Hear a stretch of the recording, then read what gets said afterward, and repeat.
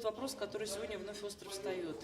Как выбирать руководство городами и местными малыми населенными пунктами? Выбирать или назначать мэров городов? Очень вопрос, наверное, сложный, и, может быть, даже в ходе обсуждения была такая мысль, что, может быть, не совсем сегодня своевременный.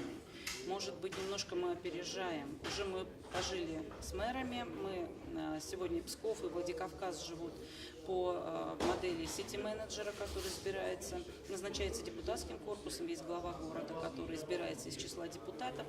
На сегодняшний день местное самоуправление не имеет той финансовой возможности, чтобы осуществлять свои полномочия в полной силе. Кто будет этим заниматься, избранный мэр или назначаемый сити-менеджер, наверное, не столь важно, пока у нас не появится финансовая поддержка в городах. Это первый момент. Второй момент – это низкая избирательная активность населения. На выборы такого уровня люди идут неактивно. Неактивно участвуют сами, как потенциальные кандидаты в мэры или в депутаты.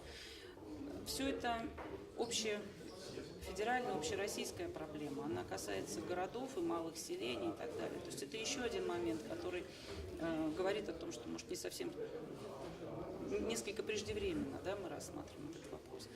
Но, еще раз скажу, каждый регион и федеральный закон дает нам эту вариативность. Каждый муниципалитет может выбрать для себя ту модель, которую считает наиболее объективной. Для этого есть все предпосылки. Вы мне задали вопрос по поводу традиций, обычаев. На самом деле, ведь Россия многонациональное государство.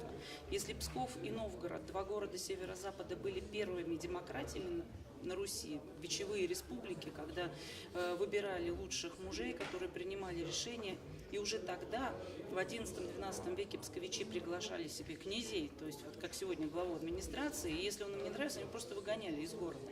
То традиции Северного Кавказа, они, конечно, в корне отличаются.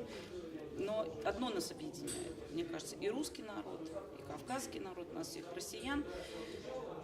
Это мое мнение, сейчас ни на чьи плечи ответственность не перекладываю. Нам нужна сильная власть. Власть, которая не позволит распасться многонациональной, многоконфессиональной стране, которая будет усиливать только наши позиции. И эта власть должна опираться на муниципальную власть.